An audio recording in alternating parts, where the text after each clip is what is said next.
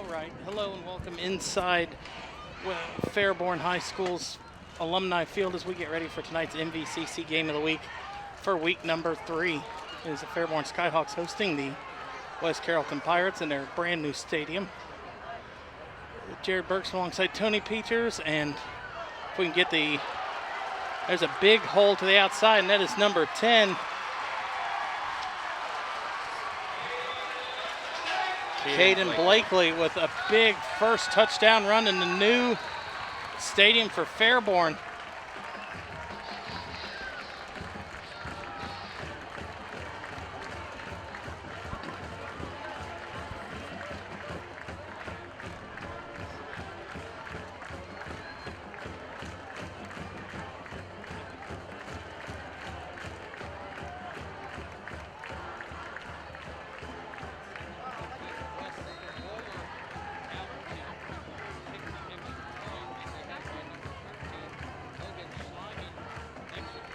Up, and that one barely gets over, but it's up and good for the Skyhawks.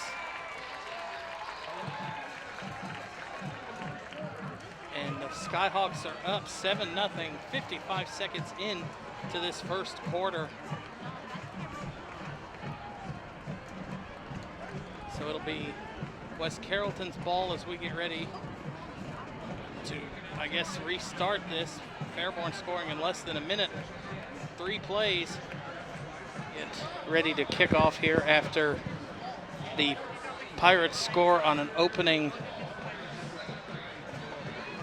drive touchdown. 3 plays.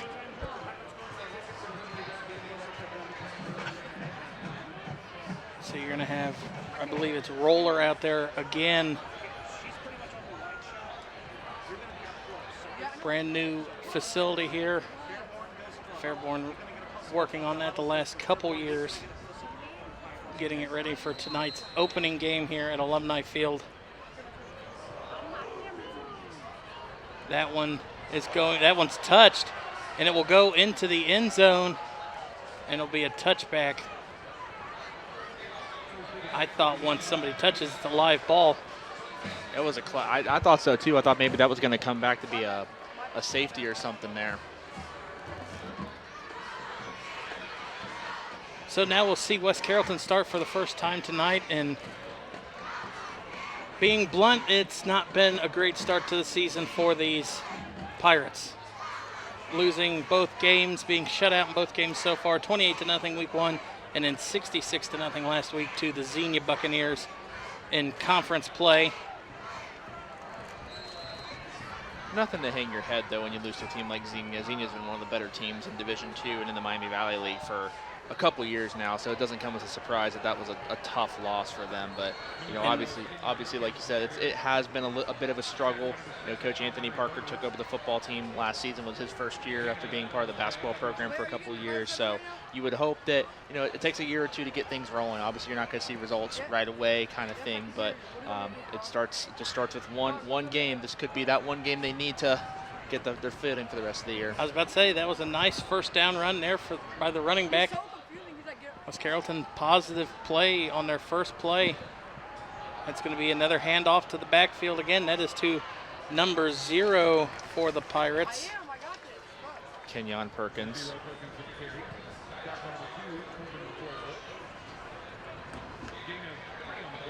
Gain of about 3 on the play. Or sorry, gain of 3. The scoreboard operator had it wrong. Gain of 7. So 17 yards of offense so far for the Pirates on 2 plays. First 2 plays, good start. Can we stay like this? Stay like this? Like the other said that, I know. Jones under center with a split backfield behind him. He's going to fake the handoff, and he's going to roll to the right. Jones has a first down run. Jones across the 50 and finally pushed out of bounds at about the 40 of Fairborn. I don't know if you would call that an option read or not, Jared, but that was a fantastic play there. Great job by... I did not see who knocked him out.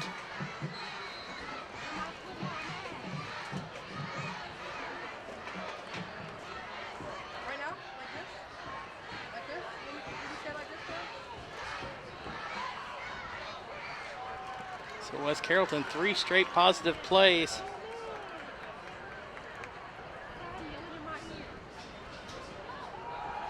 Jones with a handoff up the middle for maybe about a gain of 2 on the play.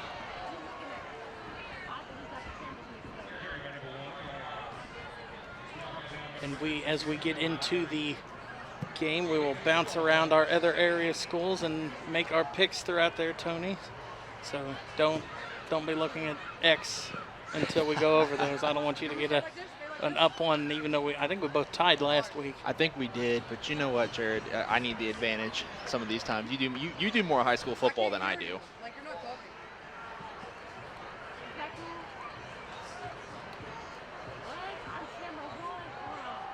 Here we go. For 2nd and 8 after that gain of 2. Jones back to pass. Going to roll to the left, and he is going to tuck it. And he might be tackled for about a gain of 3 after that. So West Carrollton still methodically working their way down the field. I would have loved to see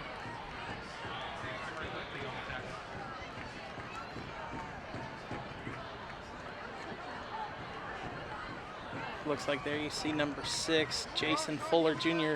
run to the sideline. He might be the one to run the play in. would have liked to see Bryson Bauer-Jones kind of keep going. He started going to that sideline there, and he kind of almost hesitated like he wanted to turn towards the middle of the field. He would have kept going. He probably would have gotten a first down on that last one. Fairborn just completely lost on the QB scramble in this run game so far. 3rd and 5 here. Jones fakes the handoff. He's going to roll to the right. Jones trying to get out, and he might gain 1, but a flag comes in, and I think that might be a false start. It looked like the right side of the line moved well before the center hiked the ball. Sorry, you trying to fix my thing. Keep scaring my sliding off. It's an interesting. I know what to do. Keep coming out. I am cooled down. I'm doing my jogging. Keep calm down. So they call it a shift. I'll call it illegal motion. Same thing. Declined it. Well, they're going to decline it. So Smart move. Get the 4th down here. 4th and 5. It's manageable. Get a stop. Get West Carrollton off the field if they can get something here. West Carrollton going to go for it. Gamble early. Jones back to pass. Jones throws it middle of the field, and it is too high. Incomplete. Intended to, is that number 1 or number 8? Chylan Ingram, standout basketball player for the Pirates. But Fairborn going to have excellent starting field position. This 7:48 left here in the first quarter. Not a bad idea by West Carrollton to go the pass game there. You got Kylan Ingram at 6'7" and that athletic leap he's got. Go lob that ball up and let him go make a play, but obviously just a little over the top, unfortunately. I mean, you've got one of the taller receivers in the MVL, and you still threw it about 5 yards above him.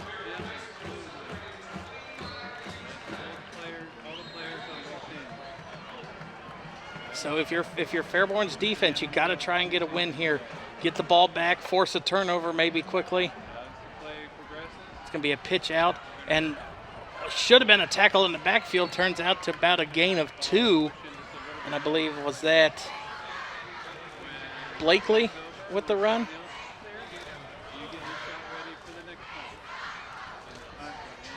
Or was that Faircloth? Looked like Caden Blakely, their sophomore running back, on that first touch.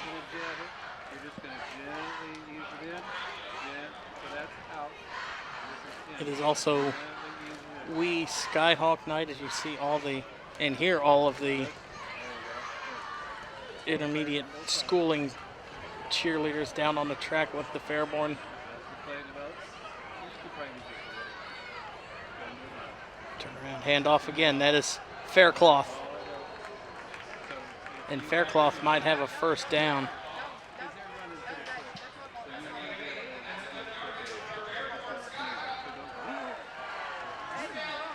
I like how the PA guy gets the crowd into it.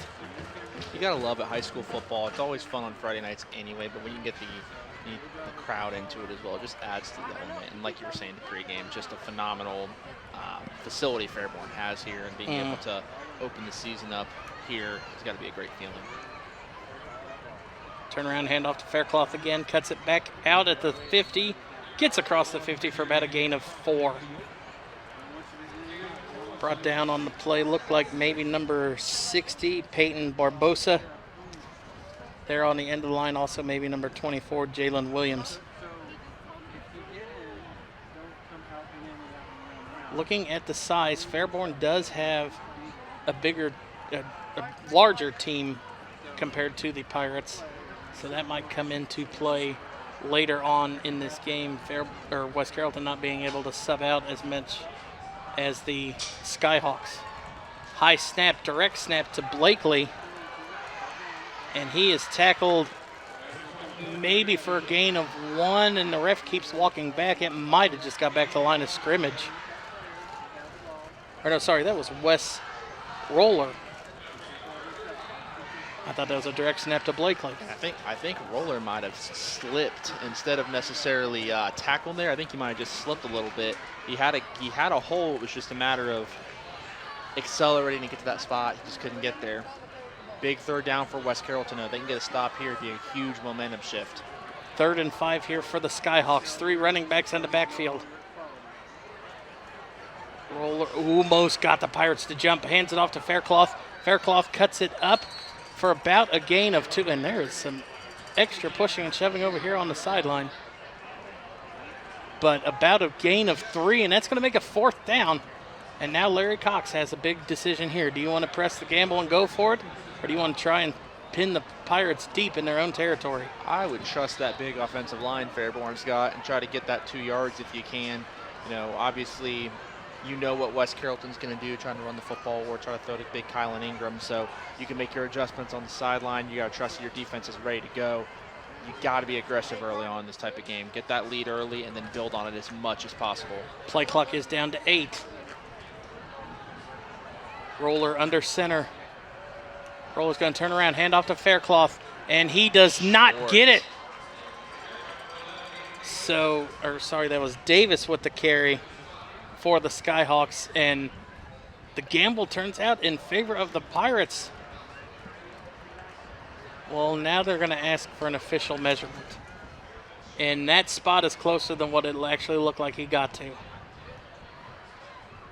From up here, it looks like he is short by at least a football length.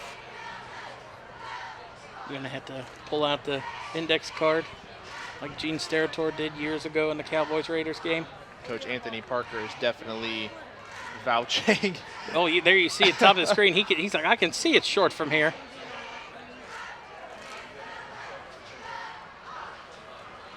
So here we go, and this, I don't want to say this is huge, but if this is a first down, the West Carrollton defense is going to feel defeated. But let's see if we get the reaction. It is short, and West Carrollton's defense comes out on top. Now, if you're the Pirates, you have got to work on what you did. Those first 3 plays, gaining 27 yards, worked out great. It's just Jones tried to throw it twice, and one might have been tipped, and then one was overthrown. See if they stick to the ground here as they start their second possession. And again, like I said, they're Fairborn. What adjustments did they make necessarily on the defensive end? You didn't love that the Pirates got the run game going early. Can they slow them down and force West Carrollton to put the ball in the air?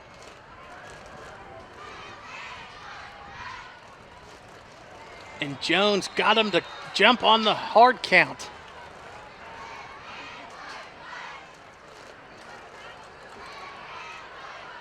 See, one ref leaned his head one way. And that is a free 5 yards for the Pirates. If I'm Larry Cox, I can't be happy with how this game has started off for his defense. Obviously letting West Carrollton get a little bit of momentum on that first drive, and then now here they are marching yet again, and a mental error on first down. Cannot have those situations. Jones going to turn around, hand it off to the backfield, and that is a first down run, and there's a flag on the sideline after a first down run by Kenyon Perkins.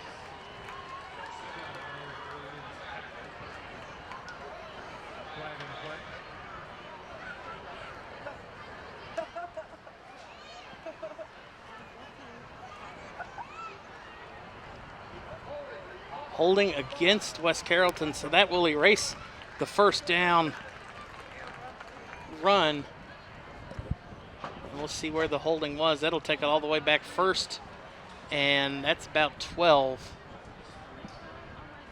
They are behind the original line of scrimmage now, Jerry. This changes the play call on first down. How aggressive do you get here? They've got 4 receivers wide. I say you got to take a shot here through the air. Jones, and this one's blown dead immediately. That might be a false start.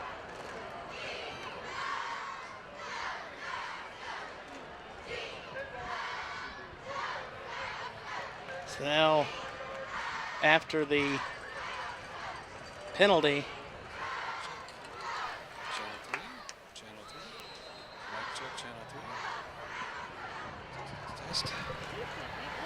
You hear me? Okay, stand by. Okay. all right, so after the first down penalty,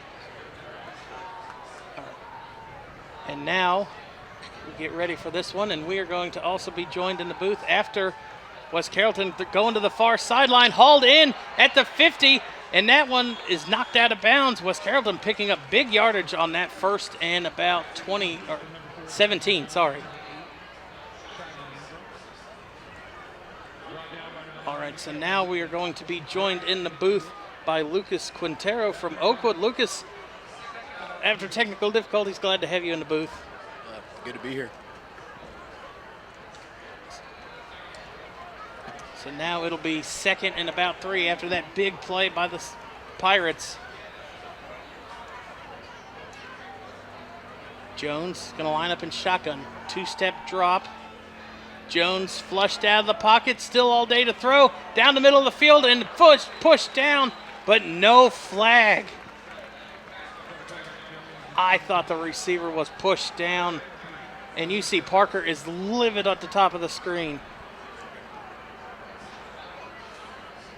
It's not very often you see Coach Anthony Parker that frustrated visibly. Not on the football field. on the basketball court, yes. A little more common in the basketball court. There you see he's walking back to the sideline now, frustrated. Still giving those referees an earful on that one. Oh, I would be too. I mean, the receiver was pushed down, and that would have been huge play for the Pirates to really, I'm not saying they're out of it, but get back in this game.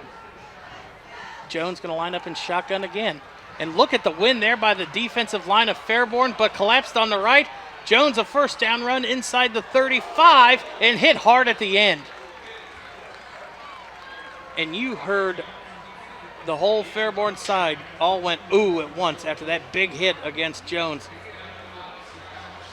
Another great play call there by West Carrollton. They're getting Jones, letting him get out on a bootleg and just get out in the open field. And he's doing a great job of finding that space and taking it. So kind of like Lamar Jackson last night against the Chiefs, not doing anything passing-wise, but I'll beat you running. No comment from either of you two. Okay. I was letting Lucas have that one if he wanted it. Don't know what to say about that. Jones back to pass, throws it middle of the field, and that might have been swatted at the line. So, Lucas, from what you've seen so far out of this Pirates offense, their first 2 drives, do you feel like they're kind of still sticking to the script? I mean, they're running the ball a lot of QB scrambles, a lot of QB runs. Personally, I think they're going to keep doing this. They just have to not let their penalties get in the way. And if they do that, they have a good chance to win tonight. It is 2nd and 10 from the 34.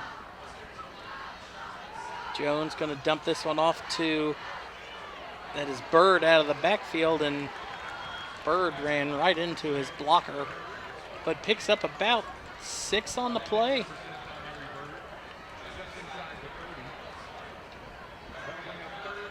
So it'll be 3rd and about 5 on the play. Now, Jared, we didn't get a chance to get to our keys of the game, unfortunately, some technical difficulties. But we talked about one of our keys was West Carrollton executing on 3rd down. Yes. They're doing a pretty good job so far. That's the second time they've converted on a 3rd, and hopefully they can make a 3rd one here as they go 4 wide again. And see this, if you're Fairborn, you got to watch the scramble here.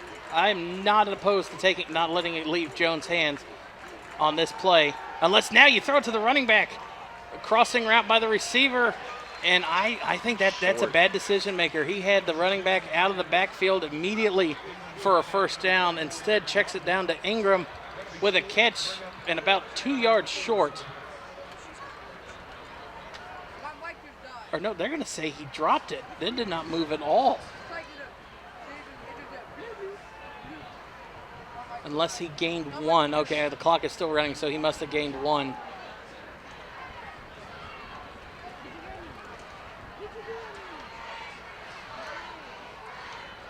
So West Carrollton going for it again. Once into Fairborn territory on 4th down. Jones fakes the handoff, runs up the middle, and he does not get it. So Fairborn's defense comes up to 4th down stops inside their own territory. Great play call there by Fairborn. Clog the middle up. Don't let Jones have any sort of space, and it works out.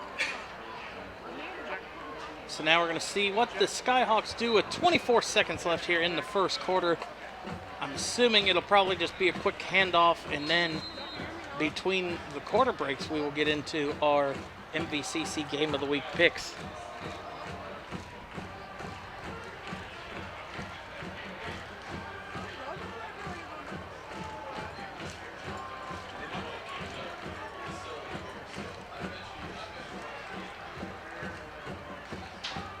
It's going to be a handoff to, it's number 8 it looked like, Zaire Cavett, and gain of about 6 on the play.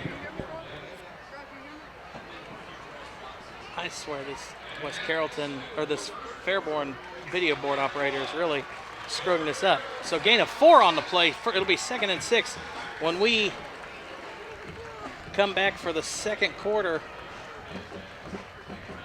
And now we are going to jump over. Lucas, anything stood out to you in that 1st quarter? I think West Carrollton has been fairly aggressive tonight. They just have to, if they go for it on 4th down, they do have to convert.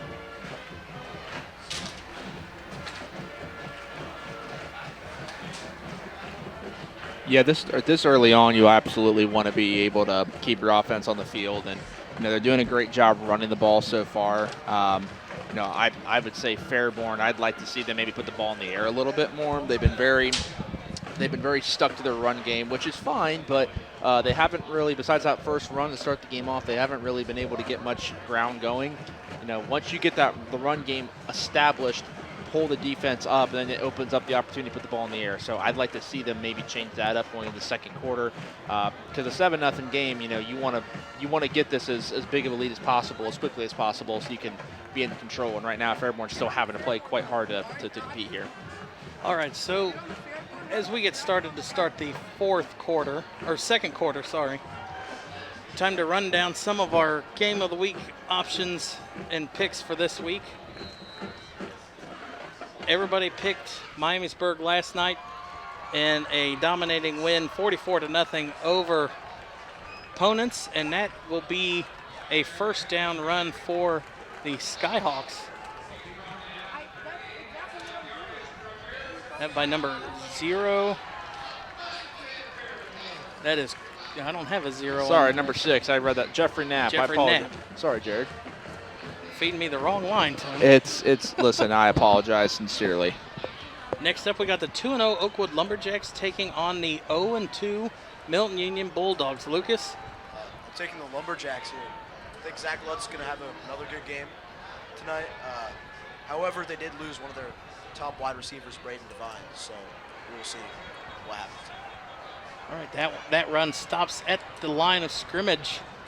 Tony, who are you taking in that one? I'm gonna go Oakwood. I think I picked against them last week, and Oh, so then, no, I beat you last week. You did beat me last I week. picked the I picked against Lumberjacks. Oakwood, so I'm going to go Oakwood, I think.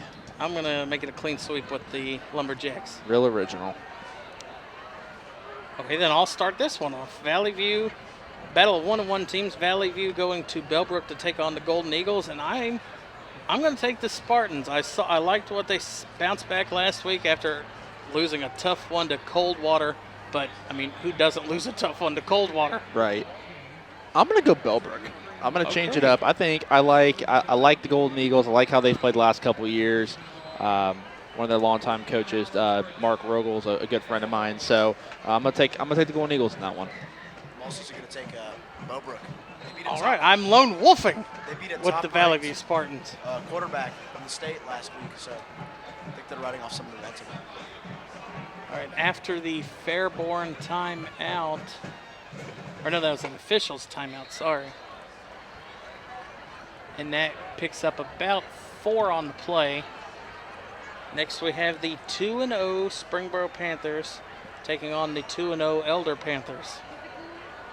Tony, we'll let you start this one. I'm gonna go with the GCL South and take Elder to win that game. All right. Lucas? I'm going to go with the Panthers for sure. All right. I'll take Springboro. Okay. I was about to say, how unoriginal. I see what you did there. I went back and forth on this game. I liked what Springboro's done the first 2 weeks after a abysmal season last year, and that is going to be a first down run and some more across the 50 for the Skyhawks, and that was number 8 again, or was that 6, Knapp? Or no, that was 8, Kevin. If they're going to run up with 3 running backs in the backfield, they cannot be 6, 8, and 9. I need to be able to differentiate these numbers. Are you on the Fairborn run or the Fire? And but I'm gonna take the Elder Panthers. I think just going up against the Cincinnati team, we saw one last week against Centerville and St. X, and those two will meet later on in the year. Is that run Still on his still feet. on his feet? Cavett not refusing to go down as he gets inside the 40. That was Knapp that time. Jeffrey Knapp. See, that's the 6 and the 8. I'm just gonna let you call them numbers. And now we're gonna have a timeout. West Carrollton's gonna take the timeout. All right.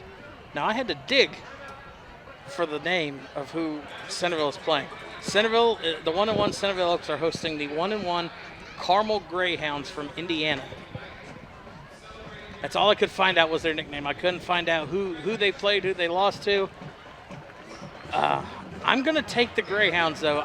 Centerville looks young in a lot of places, and last week, there's just nothing that they could build momentum on as the game went on. So I hate to pick an out-of-state team, but I don't want to be behind you in the standings, Tony. You know, I think for me, Indiana's a great basketball school. I don't know enough about their football schools, but how dare you pick against the Centerville Elks? I'm going to go with Elk Pride to win that game on the road. All right, Lucas? I'm going to take Carmel. They're All a right. big school. So is Centerville, but I think the Carmel's bigger, so I'm just going to take them. Don't know much about them. They're big. And then we got an undefeated battle up at Roush Stadium tonight. The 2-0 Firebirds of Fairmont are hosting the 2-0 LaSalle Lancers.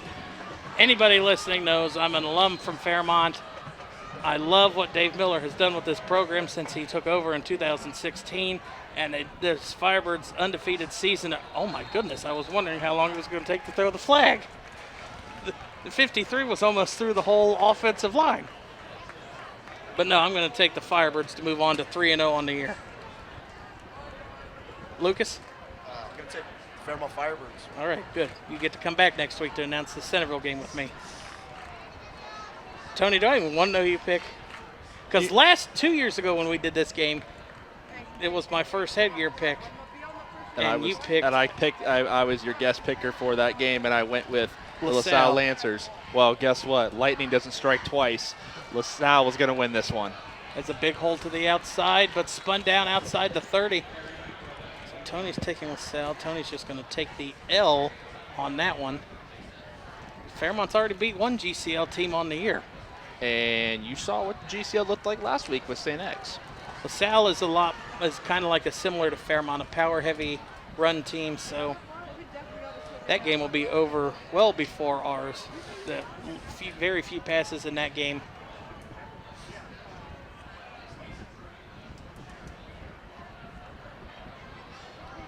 So it looks like it'll be 2nd and 10. No gain on that last run for the Skyhawks. That one is a handoff up the middle to Cavett. Speaking of run heavy, I don't think Fairborn is still throwing the ball just yet. They are just sticking to that three-headed monster of Jeffrey Knapp, Zaire Cavett, and Tamarin Whitley currently. It's working. It is. It's getting downfield. And then I think Roller might have had 1 or 2 carries on that first drive, but other than that, I haven't seen him run it either. Faircloth looked like he was hobbling coming off the field. That is not good for the Skyhawks. But now he's back out. Just as 3rd and 6. This might be the first pass of the game for Fairborn. Directing traffic, throws it late, incomplete. That's going to make it. They're going to make it 3rd and 6, or will that be 4th and 6? 4th and 6. I'm going to give a shout to West Carrollton's defense on that. I was They getting ready to make a have come comment up, yes. about them having a safety, a deep safety on that play after we just talked about Fairborn running the ball. They must have seen something that we didn't know, because that was a nice little rollout, and that safety was in the right spot. So West Carrollton saw something that made them want to play deep, and here they are again. They got that one deep safety. So it's going to be 4th and 6 from the 28-yard line. And Roller comes to the sideline 3 seconds with on the the play clock. instruction, and Fairborn is going to take a timeout as they're going to think this one over. 4th and 6, and Fairborn, and as we look at the weather report here at Skyhawk Stadium, winds 11 miles an hour out of the north, but gusting up to 21 to 25 miles an hour. Not a field goal kicker's dream, and if you look at the flags on top of the goalpost, they are blowing against the faces of Fairborn going this direction. This feels like winter compared to last week at the Centerville St. X game. I know, Jared. we were in a sauna in the booth now, and I should have brought a jacket with me this week. Yeah, it's talk about Ohio weather. One day you're sweating like no other. The next day you're wearing a sweatshirt. Well, you know what they say about Ohio. If you don't like the weather, wait 10 minutes and it'll change. There you see the flags atop the goalpost. But so if you're Fairborn here, 4th and 6, it's kind of outside that range of where you can just turn around and hand it off to Cavett or Knapp. Is it a bootleg, you think, here for Roller? Potentially, or an option read. Roller going to roll out, throws it middle of the field, hauled in inside the 20, and pushed out of bounds at about the 11 or 12. And that was caught by number 45 for the Skyhawks, Braden Johnson, junior tight end for the Skyhawks. That'll move the chains and make it 1st and 10 at the 11. So Fairborn can still pick up a first down without a touchdown. So even if West Carrollton or Fairborn scores here, if you're the Pirates defense, you've got to consider you're still in this game as we approach about halfway through this first half, as that one goes nowhere. I mean, West Carrollton week 1 was outscored 21-0 in the first quarter, and then it was 49-0 last week at the half against Xenia. If you're only down 14, you still are a tip ball or an interception or a big run away from being back in this game. True, but the problem too on that same breath is how long has West Carrollton's offense been standing on the sideline right now? True. So, West Carrollton gave it up with about 2 minutes into the game. And what a tackle there. Number 4 for the Pirates. The quarterback, Bryson Jones. Coming looked like he fired out of a cannon to get that tackle in the backfield for about a loss of 2, maybe 3 on the play. Well, he's shown that speed on the offensive side with the bootleg and the option reads, and there he goes there, just like you said, firing out. When you don't have to hold on to the ball, you can run faster, I guess. Yeah, absolutely. reasons he leads the team in tackles this year. That is not a good thing to be have your quarterback leading the team in tackles. That's the beauty of high school football, though. The playing two positions is very, very real. And there is a stoppage. West Carrollton takes a timeout with 6:05 left here in the first quarter. All right, so we're going to get everybody's opinion on opening night of the NFL last night. Lucas, you want to start? I think the refs were not very good. Personally, How you're going to blame the refs week 1? I mean, It's going to be a long year, man. all those illegal formation calls, they weren't technically correct, but That's looks what's like they're cracking down on that this year. that is also Baltimore having 3 rookie offensive linemen. I mean, you were right. I mean, they couldn't even look a certain way and they were getting flagged for an illegal procedure. But couldn't ask for, I mean, granted last year's was better because Kansas City lost to Detroit week 1, but couldn't ask for a better game. It wasn't a blowout, which it very well could have been if Kansas City was firing on all cylinders. If Travis Kelce seemed quiet in the whole first half, he didn't really get going until the third quarter. See what happens when he tries to impress Taylor too much when she's in the stadium, focusing on that instead of catching balls. You know who impressed me, though? Xavier Worthy, their rookie, Chiefs rookie receiver, 2 touchdowns in that game. He looked 1 rushing, 1 receiving too. Yeah. He looked very, very good in that game. Very comfortable. It's going to be, Roller's going to pull out, throw it in end zone, incomplete. Just outside of the stretched hands, and I think an iPad from the from the Fairborn coaching booth hit the wall next to us. That was such a great read, and Braden Johnson was wide open. He couldn't have got any more open, but 4th and 12 now at the 13. And Lamar Jackson missed. Ooh, no. Oh, nobody wants to chime in when I say something about Jackson being bad in the first half, first quarter, but now Lucas got jokes over there. So it looks like the Skyhawks are going to keep their offense on the field here. Again, questionable. Play clock is down to 3, so they might not hike it. Oh, they do. It's an end around, first down, and is he in is the question. Touchdown. The hands are up. He's calling touchdown. No. One referee called. There's a flag down, though, So at about the 15-yard line. God, they weren't even back there. I do like the light show that Fairborn puts on when they score. Illegal shift against the Skyhawks. So that changes everything. And now, going to take a look at the weather again. Still 11-mile-an-hour wind. Do you think that might change the Skyhawks' mind of leaving the offense out here? I like the aggressiveness. You're looking at about a 30-yard field goal potentially. It could be a chip shot depending on the kicker, but you know, I would trust your defense. Your defense has done the job so far. We'll see. But I mean, where West Carrollton?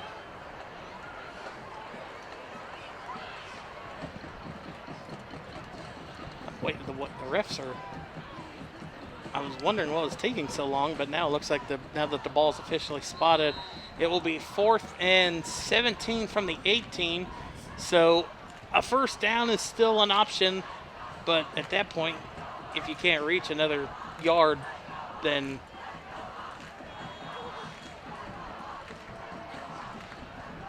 Very odd call. Might have something to do with the kicker being barely getting it over. and now it looks like Fairborn is going to call a timeout. They will. That is their last timeout. I've not really liked how dependent the Skyhawks have had to be on their timeout usage with the play clock getting low. They were close to there was about 2 or 3 seconds left before they were even sending coach out. So I would like to see that a little quicker here, but you know, that's one of the things in high school football. You don't get to see the hand signals and the guys in different color shirts shifting and making hand signals. It's a very old-fashioned still, but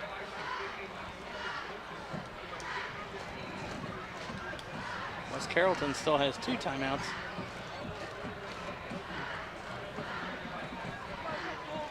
So 4th and 17 once again. 5:46 left here in the first half.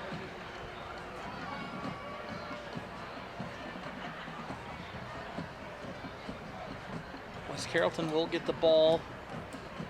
I know Fairborn won the toss and deferred, so Fairborn will get the ball to start the second half. If I'm West Carrollton, if I come out with any sort of man pressure on here, I would just keep the guy in front of you. Yeah. They got to get to the 1 yard line. Just keep him in front.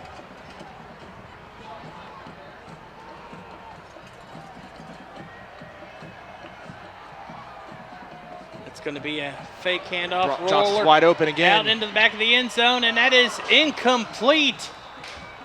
Again, he was wide open, Jared. I think he might have thrown it a little bit too late because, like you said, Johnson got there and he had to wait for the ball, and that gave the defender enough time to get back there to break it up.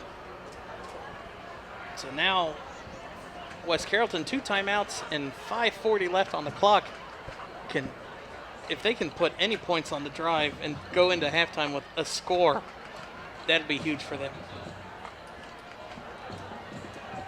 Be absolutely humongous. I mean, tied ball game at half. No, I just said points. We got to get down the field first. West Carrollton hasn't been able to get past the 40 since their first drive. That's going to be a handoff and a fumble. But I think West Carrollton might have got it back. Flags coming in at the end. 2 flags. Or no, those were beanbags. I don't know why they call it orange. It doesn't look. It looks like a flag, and I see the confusion from that too. I thought Fairborn jumped right on top of that as soon as that ball got stripped out of his hands. As soon as, who was the running back? Was that Perkins? As soon as Perkins went down to get it and his knee was down, he's automatically blown dead. So that's why Fairborn was unable to get it. Saw that week 1 with a punt from Springboro. It was a low snap, barely got off the ground, and the punter went down to field it. Knee was on the ground, and they blew him dead. Officials are conversing about something here.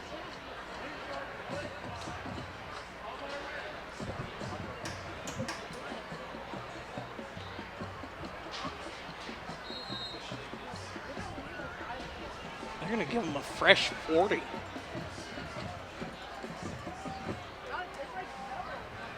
Jones under center. 3 running backs in the backfield with an offset wishbone. Jones back to pass, throwing it to the far sideline, and it is incomplete, and there's a flag. There's 2, 3, 4 flags, as that was intended to number 3, Austin Azuka. Hold on, I got to turn the light on because I can't see. Jordan Rivers, I'm pretty sure, tackled him, Azuka, before that ball even got within a couple of yards.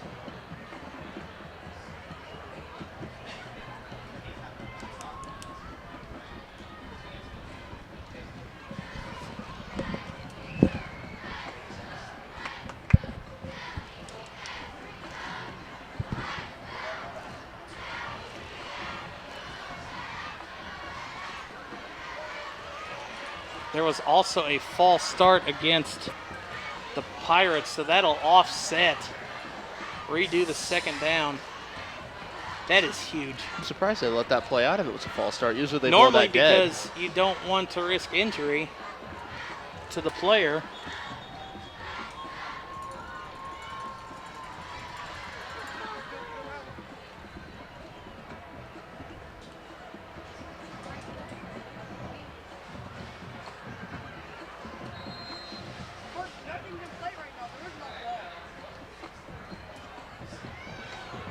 So now they're going to hand it off here. There's a hole and gets across the 25 out to about the 26. That was number 0, Kenyon Perkins. There's another flag on the field again. I didn't see that one. That one must have been a late one here at the close side of the field.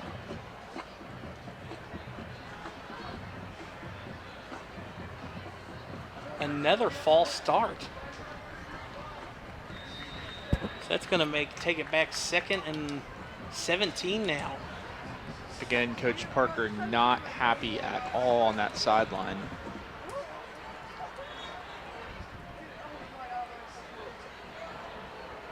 So now they're all the way backed up to the 11-yard line of Fairborn, or of their own 11-yard line.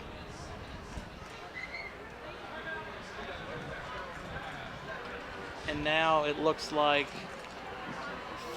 West Carrollton will take a timeout. Jared, I tried to look today, and I couldn't find another coach that's similar to Coach Parker in that there's not many coaches in Ohio that are the head football and the head basketball coach. Parker is might be the only one. Currently, he is the only one currently, yes.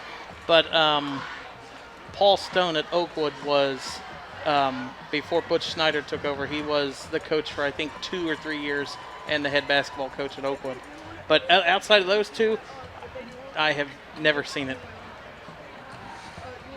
I'm surprised more don't, just because so many teams you have football players that end up playing basketball or vice versa.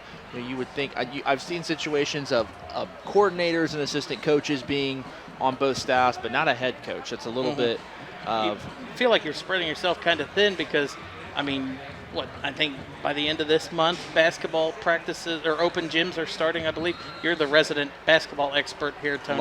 A lot of schools start next week with their open gym programs. Tony literally covers every basketball player across the whole country. I'd say state. Country's a stretch. We're working on that. So is Southwest Ohio going to be more than just Ohio? As that pass falls incomplete. Give it time. Well, if you ever need a media guy, you know where to find somebody who can make graphics.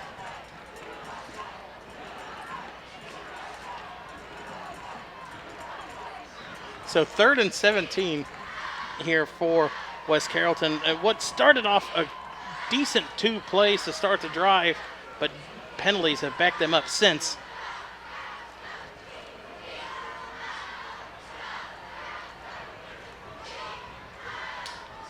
And you see some movement. 2 receivers come down here to the bottom of the screen. Actually, 3 receivers come down here to the bottom of the screen. Jones back to pass, throws it, going to the far sideline, and that is nowhere near the intended target of number, is that 12, Isaac Nicholson? No, it's number 21, Kenyan player. Oh, wait, it was 12 when he's running at me this way up the field. It's 12. Tony, it's far away and I can't see. And apparently we're not allowed to have the lights on in the press box here either. Now's a good time to talk about LASIK eye surgery. No, I do not trust a laser going near my eye. I don't care how many people get it done and say it's successful. I will go blind. You ever seen Final Destination? I have not. Oh yeah, woman dies because laser goes right through her eye. Well, I've had that laser in my eye and I'm still alive, so. Yeah. It's a low snap, low kick. Fielded at about the 45 and brought down at about the 22. So Fairborn, 4 minutes and 22 seconds. No timeouts though, but excellent starting field position here for the Skyhawks. It's going to be crucial to execute here, Jared. If you can get a very quick score and then get another stop, they could maybe get a 2-for-1 with possessions potentially. But they got to execute. We'll see what they do. No timeouts, though, for the Skyhawks. We talked about that mismanagement of timeouts earlier. Fairborn's going to line up with the 3 running backs to the back behind him. Hands it off to, that looks like number 8, Cavett. Pickup of about 5 on the play.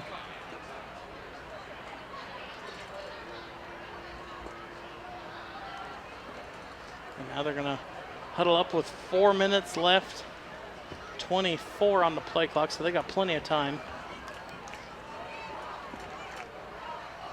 Rohr turns around, hands it off to Cavett again.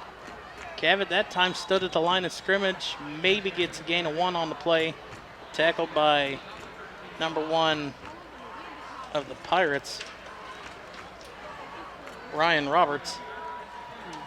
I'm pretty sure that was the exact same play they just ran right before that. That little just handoff to the middle of the 3 running backs.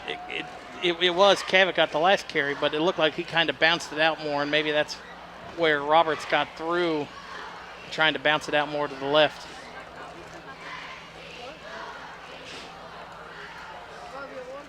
So it'll be 3rd and about 2 here with 3 minutes left. That one tackled. Will have enough for a first down.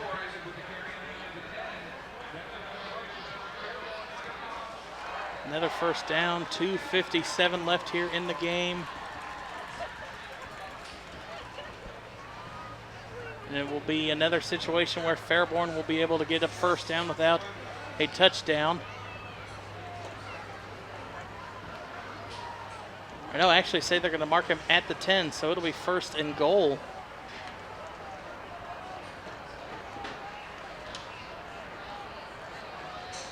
Turnaround handoff to Cavett. Cavett breaks through. Cavett still on his feet. Here comes a convoy to try to push him forward, and I think he's going to be marked down at the 1. We get to see a mini rendition of the Philly special play they run with Jalen Hurts. I know you love that play, Jared. Yeah. Last year we talked about that a lot of times. Because it's so fair that the offensive linemen can push each other, but the defensive linemen can't. It's effective and it works. It's bogus and it's bull. It's the reason Jalen Hurts is on my fantasy team this year. And that one is up and through, I believe, is at Cavett once again. And that is a Skyhawks touchdown.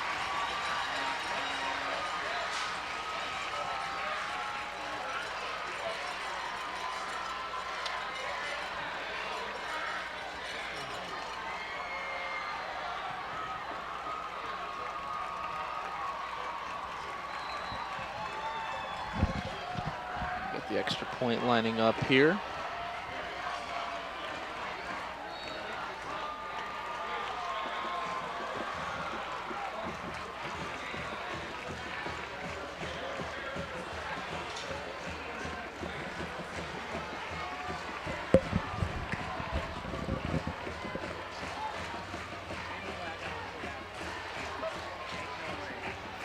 Another touchdown there for the Skyhawks, and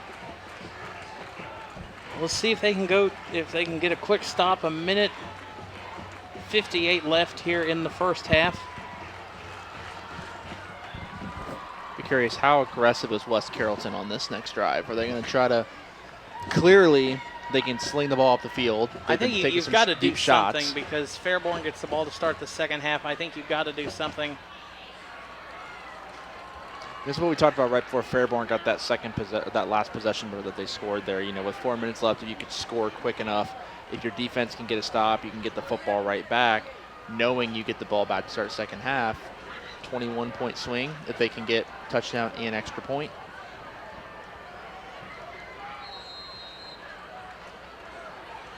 Okay,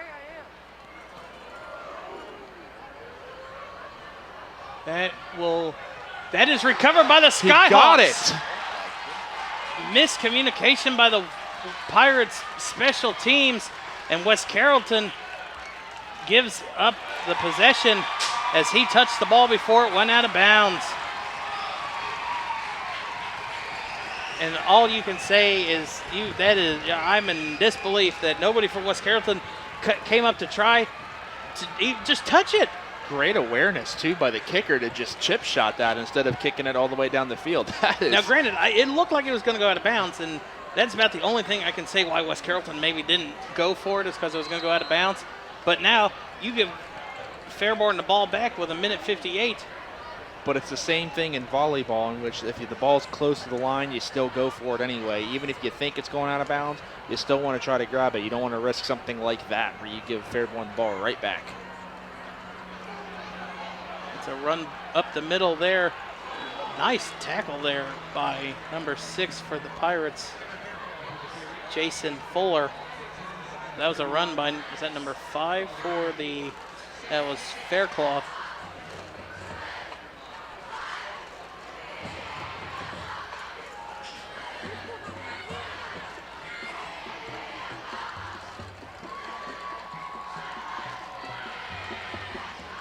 Only a pickup of 4 on that play.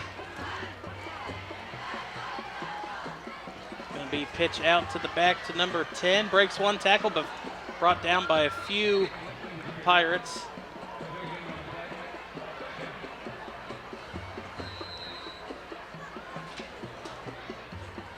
And now we're going to have an official's timeout as a player is down. Injured Pirate.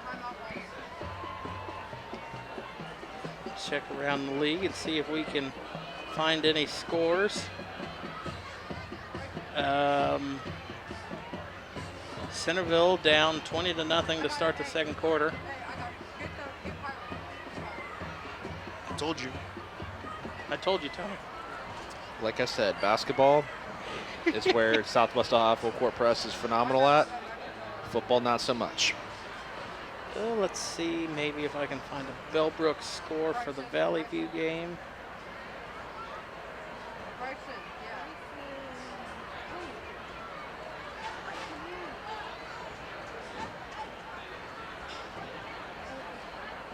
I do not have an update from Bellbrook. 21 minutes ago, Fairmont and LaSalle were tied 6 apiece All right. in the first quarter. I'm going to assume that that is missed extra points. Or 2 field goals. Let me see. Jared has his sources that he can get this confirmed when it comes to Fairmont football. I mean, it's common sense that it's 2 missed extra points because Fairmont's not going to have the ball long enough to have 2 drives in the first quarter. It's important to note there that was Bryson Jones that was down with that injury, their quarterback. Ooh, that one is going to hurt.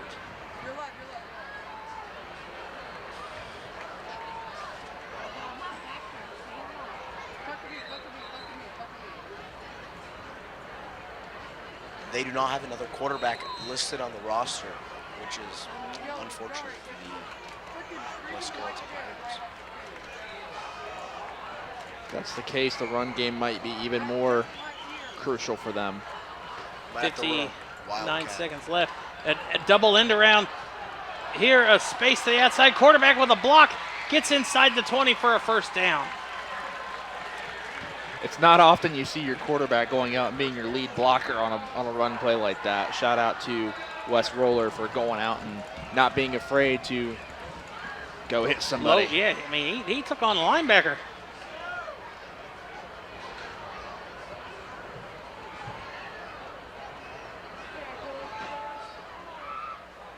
And now Roller going back, going to the far sideline to Cavett. Incomplete, no flag, and I agree with the call. Good call. It looked like that number 1 or number 7 got there about the same time the ball did.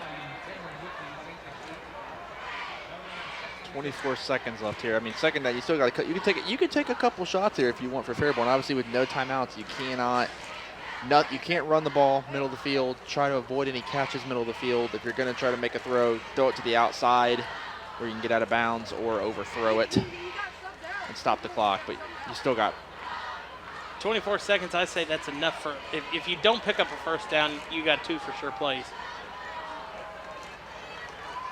Roller gonna roll out, throws it middle of the end zone, or no, sorry, at the 2, and hauled in by number 9. That is Tamarion Whitley. Now, if you got to be up on the line quickly. Hands off, and that one is in.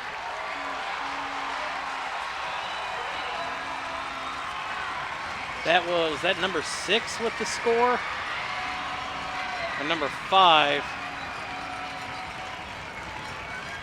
But either way, Fairborn goes up 20-0 over the West Carrollton Pirates. what a turn. What a turn the last 2 minutes. Somebody from the student section running, I guess it's American or Team USA night, because that extra point is up and good. 21-0 with 5 seconds left here in the first half. The Skyhawks lead, and there is, he's got to watch running on that. With the rain we got before the game, he can slip on that tarp. Speaking of running, do you think West Carrollton's going to make another mistake here in terms of allowing an onside kick, whether by accident or not? If you're Parker, you have got to tell them, like, look, they did it the first time. They won't do it again. So you've got to be ready for it if you're the Pirates.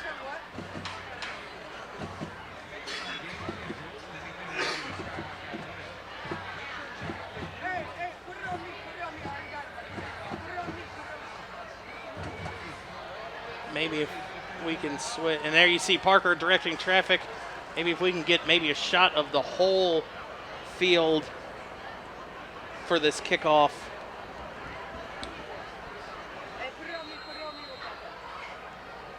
He fell off. And that's that wind we were talking about. I actually know that the flag's not really moving super bad, but 21 miles an hour. Gusts. Gust into 21, 12 currently. There's a squib up the middle. That is a live ball that was and then they go down. And if you're West Carrollton, you just got to take a knee and you go to the halftime with something to build up. And now you see it looks like it's going to be number 8, the quarterback for the Pirates. That is Kylan Ingram.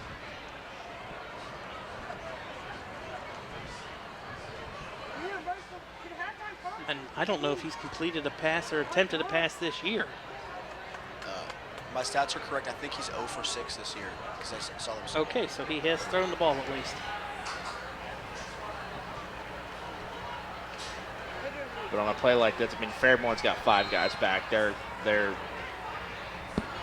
and yeah, Ingram going to take a knee, and they are going to go to the half. Fairborn leading 21-0 in the first half of our MVCC Game of the Week for week number 3, presented by Frickers and Bumble Roofing. We are going to throw it down to the band, and then we'll be back for the second half after this.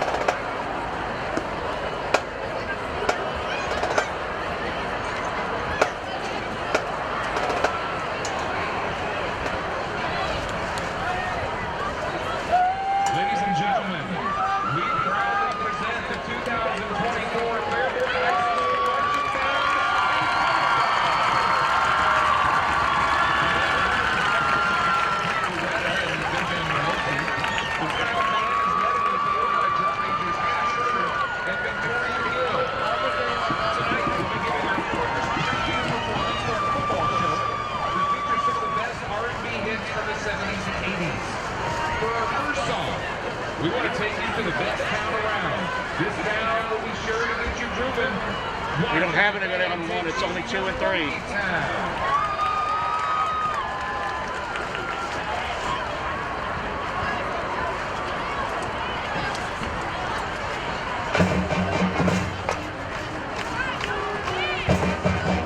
There are no cheerleaders.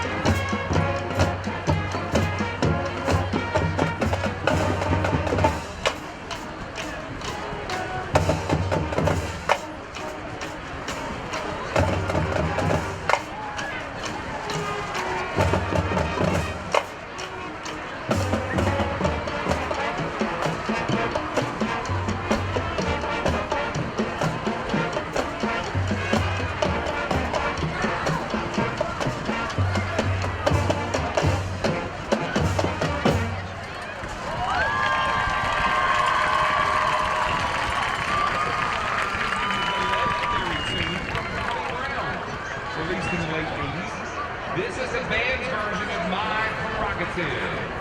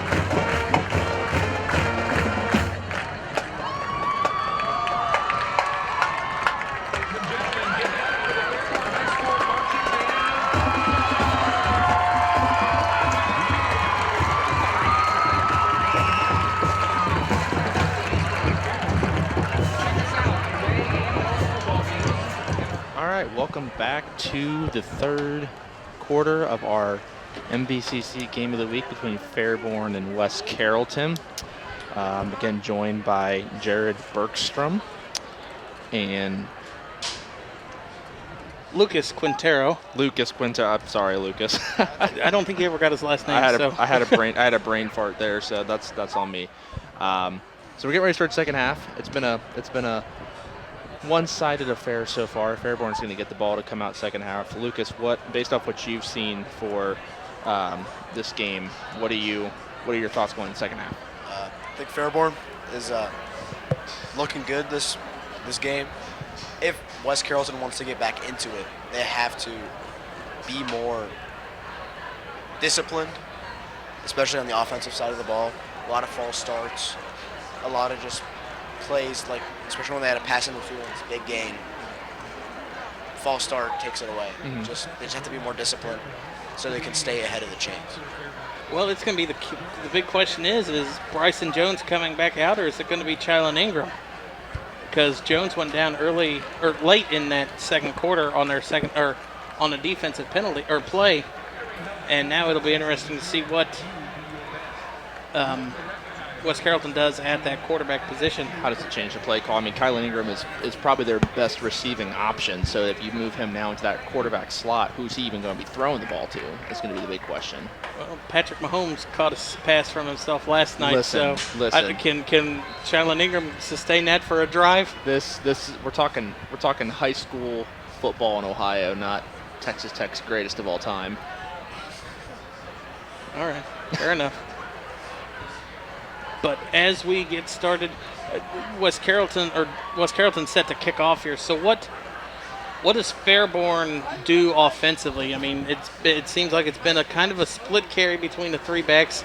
Cavett has gotten a couple more and 2 touchdowns, I believe, in the game. I'm not changing much. I mean, especially now that you got that 21-0 lead, you have no reason to be going super fast. You've got the tempo, like we talked about in the first half. Trust your defense. Hit the ground game hard, use that clock, make them have to change tactics. But if I'm Fairborn, I'm sticking to it and just keep running that ball as hard as much as you can. And we do have to remind, if Fairborn scores 9 more points, that invokes that 30-point running clock rule OHSA established a few years ago. So West Carrollton's got to try to score before West Carrollton can score.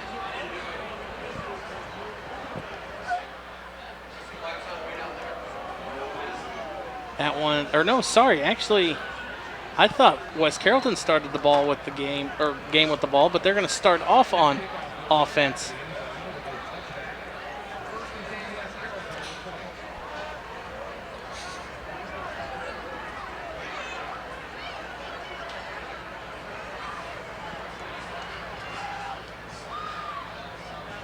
So West Carrollton will start this one 1st and 10 at the 20. This is a huge possession for West Carrollton, and knowing what we just talked about with Fairborn. You can't afford to give Fairborn the ball back knowing that the Skyhawks could very easily milk almost half a quarter just running the football. We know that from watching Fairmont play. It does look like Jones is back out there. Oh, he is. Jones, first play after going out with an injury, and he will have close to a first down completion on that. Maybe about a gain of 8. That was over to number 5, Cameron. Excuse me, I was looking at Fairborn's roster. Josh Benson with the catch there.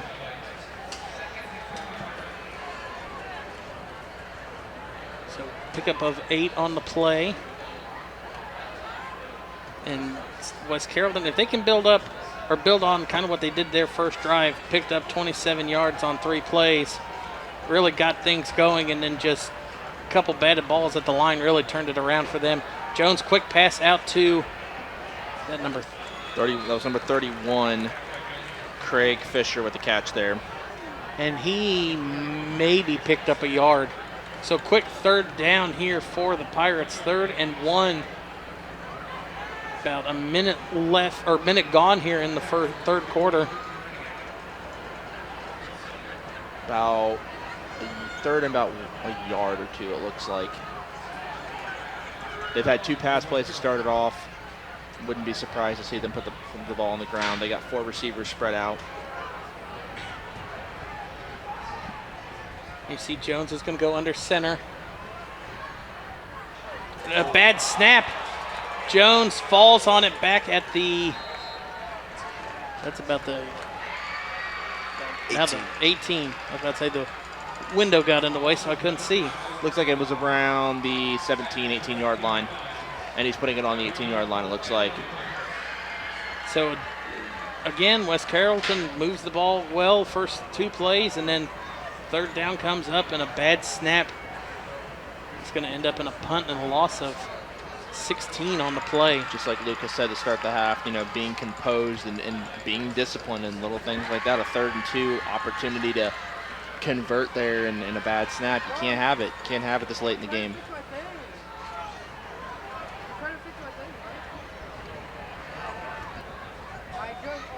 Punting from the end zone almost got blocked. Ball bounces at about the 37, and that is where the Skyhawks will start their first drive of the second half. So now we can talk about kind of what we did to start the half. What does Fairborn do here? Do they kind of just stick with their same game plan, to ground and pound with the 3 running backs, or I'm not going to assume that they will throw the ball at all. There's no reason to. I mean, especially that first drive for West Carrollton taking about 9.5 minutes, or 9. Yeah, well, we're at the 9.5 minute mark. 9.5 minute mark, 2.5 minutes of time. This ain't a Fairmont game. That's true. That's very true. I would, just keep running the ball. I mean, even if you don't get a touchdown this drive, you still got 3 possession lead, and you know, as long as you get that clock rolling as low as you can, make West Carrollton have to put the ball in the air and go deeper versus those few little. There's a quick pitch out, and not letting go of that tackle. Number 12 for the Pirates. Nicholson. Isaac Nicholson.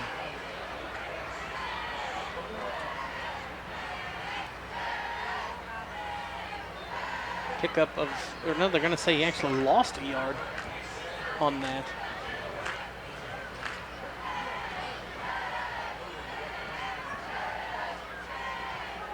Fairborn lining up now. Same formation again, 3 running backs to the behind Roller. And Roller's going to actually keep that one, run upfield, breaks 2 tackles, first down, and push down across the 25. And Roller, he got the ball and he beat his blockers. I mean, he outran the block.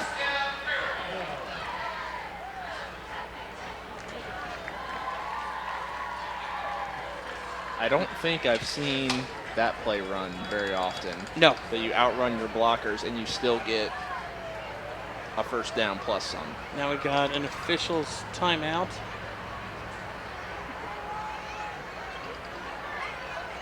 Sideline warning against Fairborn.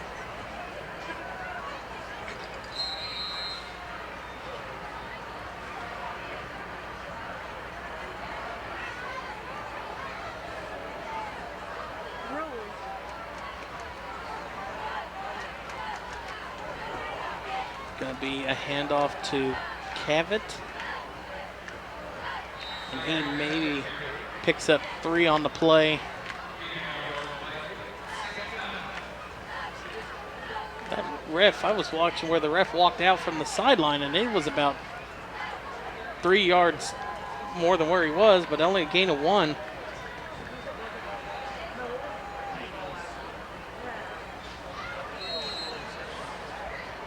We're under.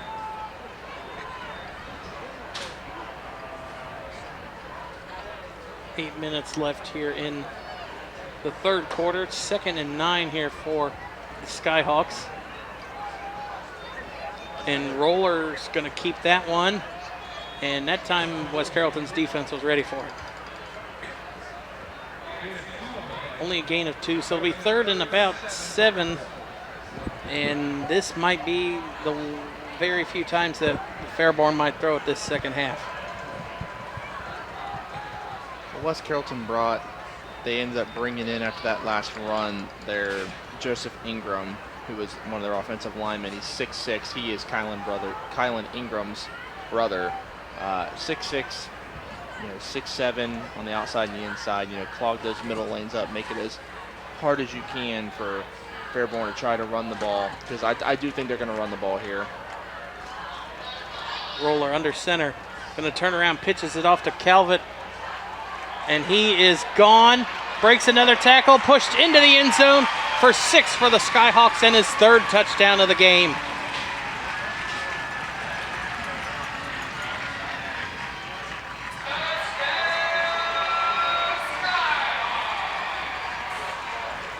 Oh, now Fairborn adding a blue light to that. Going to have to, next Fairborn touchdown, keep it on a wide shot at the top of the stadium and take a look at this light show. Snap is low, kick is up and good though. And Fairborn, with 7 minutes left here in the 3rd quarter, lead 28-0 in their home and stadium opener of the season. So you talked about bringing in Ingram. They did on that last possession, Joseph Ingram. Why is he not out there as a target being 6'6"? Because he's their left guard and left tackle at 6'6". Oh. So he plays both ways on the line. Okay. Yes. Well, he came in after that keeper, so he might be more of a offense only, and they bring him in when they need him for a change of pace. I mean, at 6'6", he's got to be at least solid 260, 270, so 290. I was being generous. 290, I mean, that's a big player to push off the line of scrimmage. I do believe he just picked up either a Division I offer or he had a visit to Miami, Ohio, so he is a very talented football player for that Okay. matter. Good return here for the Pirates out across the 35. Kylan Ingram.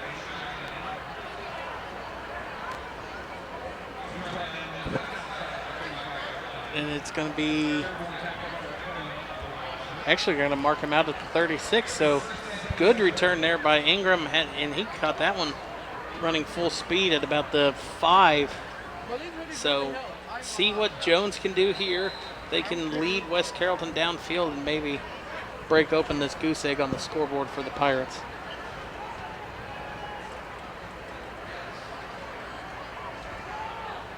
Jones lined up in shotgun. Jones back to pass, throws it to the outside, incomplete, intended to Ingram. Something's got to be, I mean, Jones has got to settle himself. I mean, you were overthrowing your arguably, one of your tallest players on the team? Is the tallest player player on the team. team. Okay, so he is taller than his brother? By about an inch or two, yes. Okay.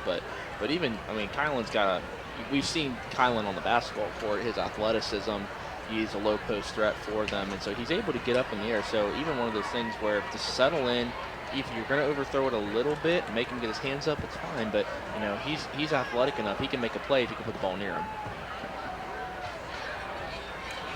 Jones back to pass, going to get flushed out of the pocket. He's going to tuck it, run, tackled from behind for about a gain of maybe 2. Now you see here Parker calling, that looks like number 5 to the sideline. Josh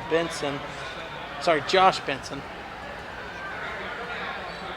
Don't laugh at me, Tony. It's hard to see when you're not allowed to turn the lights on in the press box.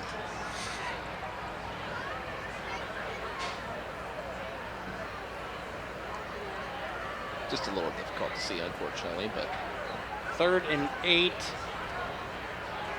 You got 2 receivers to the bottom and 1 up top. Jones, who could have been a false start, throws it to the back out of the backfield, cuts upfield, and he will be close to a first down. And the left foot, right foot situation, he might have. No, they're going to signal 4th down. This is a no-brainer situation if you're West Carrollton. You have to go for it here. That close, and if you're Fairborn, if you can get a stop here.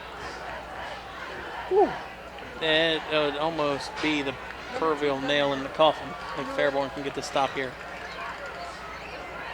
Play clock is down, or it's at 23, so they got plenty of time.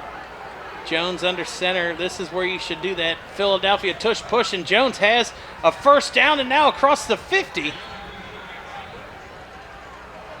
I don't agree with it, but I mean, if there's situations that you got to do it, one of those was right there. But that's another case like we saw Roller on their drive. He just outran the block. The second time we've seen that, it's not something you see very often in football. You definitely don't see it in college. I don't think that was Jones. It looked like Jones just came running back onto the field. No, he ran over for a quick second. That was absolutely Jones on that one. The way I saw him running, it didn't look like he was on the field. Jones going to hand it off to the back. Cuts it back across the 45, and it'll be about the 43. And number 9 for the Pirates is hurt. It is Damani, yeah.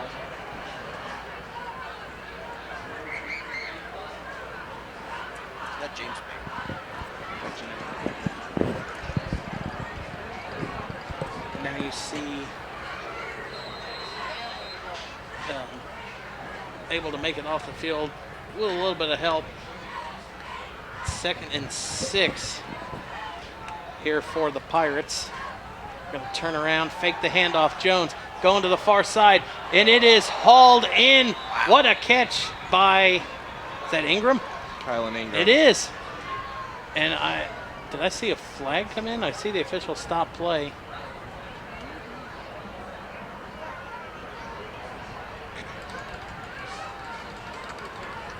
You see, this is coming back. I want to see if we get a shot of Parker because he's about to go livid on the sideline, depending on what this is called. You see the refs just threw a flag.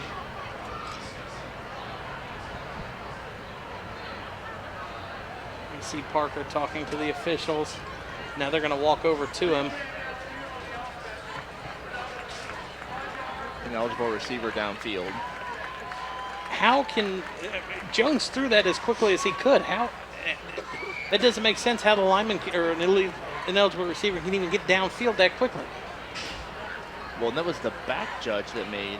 It was the back judge that made that call. So as quickly as he saw that being behind the play, I'm a little bit surprised that it wasn't one of the sideline officials that was. There had to have been something else called because that was 2nd and.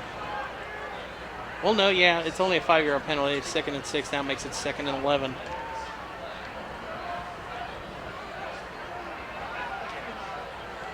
So another, like Lucas said, big plays downfield, but penalties bring it back. Jones going to fake the handoff here, going to tuck it, roll back the other way, pick up a block on the far side, steps out to the outside, and is finally knocked out of bounds at about the 40. And is there another flag back in the backfield? Oh, yeah, it was definitely Probably a hold. A hold or a block in the back. I don't know if you see block in the back on offense, but that was a really hard hit on one of those blocks. Side. Oh, block in the back. There you go, Tony. Saw a Fairborn player go flying. That's what you saw. Again, another mental error as West Carrollton again just shooting themselves in the foot. And the West Carrollton coaching staff to my right is not happy. I've heard the table smacked a few times.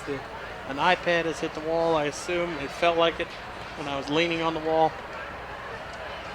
So 2nd and 21. That is not updated. 21. All right. Jones going to line up in shotgun. 2-step drop, throws it incomplete. Overthrown again. Intended to, looks like number 5 for the Pirates. Josh Benson. That's not But again, Jones just overthrowing. He's got to get that arm to snap a little bit more and get that ball to come out a little bit lower. You know, Benson and Ingram are two very different players. Benson comes over here at 5'10", Oh, that's a whereas big Kylan difference. Ingram is at 6'7". That so is a big difference in height differential between the two. It's more than a foot. You've got some late substitutions for the Pirates. And we really didn't talk about any halftime scores, so. I got some. Oh, you do? All right, Lucas. So right now, it's a third quarter, 5 minutes left. And there's a complete pass, and what a hit in the open field by number 2, and that's going to be a hit on a defenseless receiver of the Skyhawks. That is one of those bang plays. It's like he got there, the ball, he caught it, and then he got hit.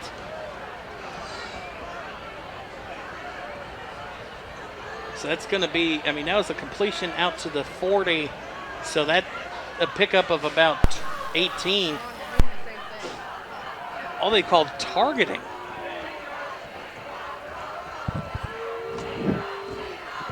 yeah, I didn't think that it was I didn't think that it was necessarily a defenseless receiver because he did have possession.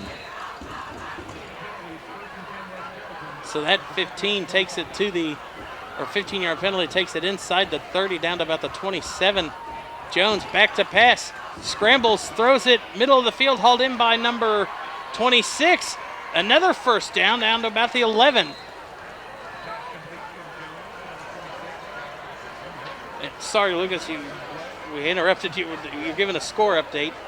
We got in the third quarter with 5 minutes left. Milton Union is beating the Lumberjacks 28-16. Come on, Oakwood. All three of us predicted incorrectly for now. And not to interrupt you again, Lucas, we had a flag again on West Carrollton. I saw him marking it off when I looked up.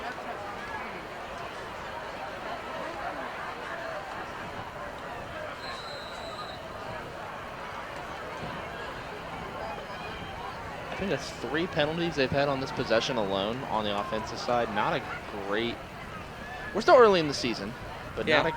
not what you want to see when you're trying to overcome a 28-point deficit. Jones back to pass, 2-step drop, airing out to the far side, intended to Ingram, and incomplete. But the ref should have threw the flag. The 14 or number 2 was holding Ingram. Parker is again irate. irate. That is a missed call there by the refs. I mean, Ingram had his hands held to his chest on that one and unable to fight back for the ball. I think the refs had the Skyhawks in this game. And look, look, there he is. Parker is livid, and that ref's like, just stay back there. I didn't make the call. I didn't see the call.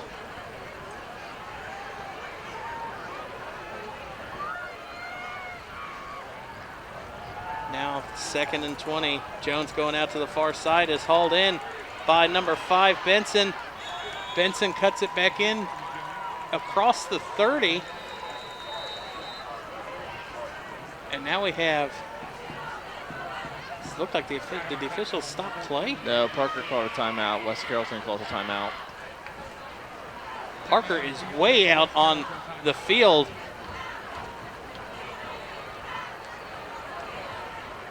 I got a couple more score updates. All right. During this timeout. Carmel is leading Centerville 23-10 at halftime. Elder is leading Springboro 16-6 in the third quarter. All right. And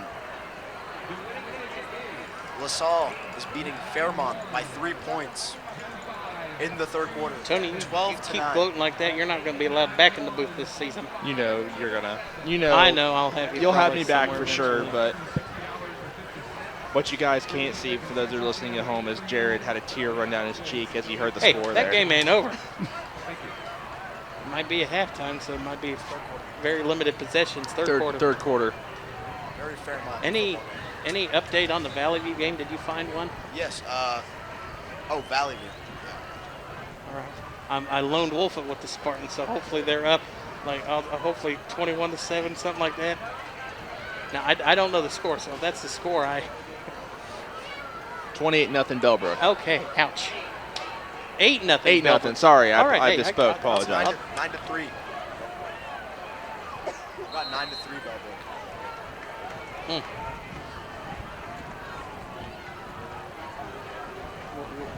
We'll stick with the 9-3 if that's what you see off of Max Preps. Jones throws it. It's he had blockers out in front, but one just come off the block. It's a big 4th down here for West Carrollton. They've had a minus the penalties. They have marched down the field pretty well. They got down to the 10, but that one penalty knocked them back. So it'll be 4th and 10 here for the Pirates. And they've got to try to put something on the board to win this drive. They don't need to take a shot to the end zone necessarily on this play. All you got to do is get to the 15. You just got to go 10 yards. Let's go 11 to be sure in case these refs want to spot wrong.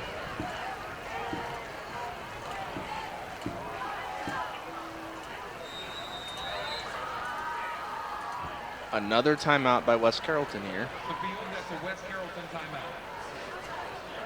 Second timeout in the half. If they want any Second timeout on this drive. Yeah, to come back, they need those timeouts at the end of the game. But especially with no 2-minute warning in high school football. I know it's still weird getting used to that in college football, the 2-minute timeout. I think it's a good one. So Jared, I had a trivia question for you last week. I guess that player segment. I got another one for you this week. Okay, let's try it. So I got it right last week with Kyle Rudolph. We're talking MVL. Oh, God. MVL football. Oh. And it's not one of these two schools.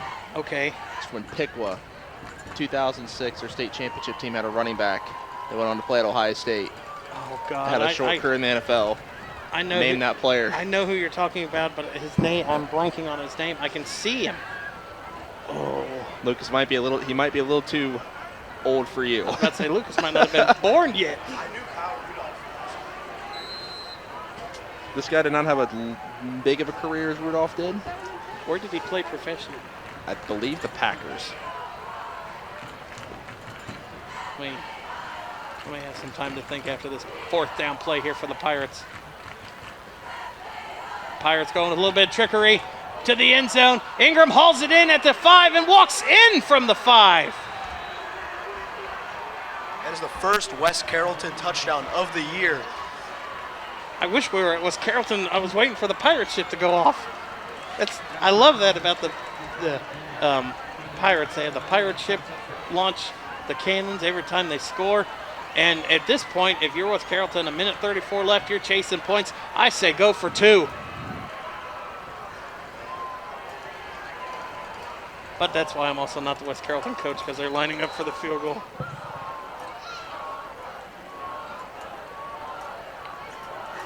So you're going to have number 31, Craig Fisher. Extra point is up and no good. And he should have went with the call that I called it, go for 2. Chasing points, now you got to go for 2 next time.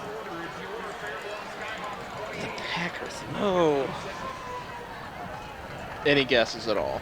I can see the guy, but I'm blanking on his name.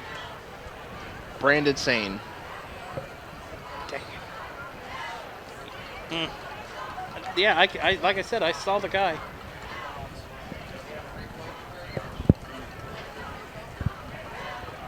He had a good, like you said, he was good for the Buckeyes.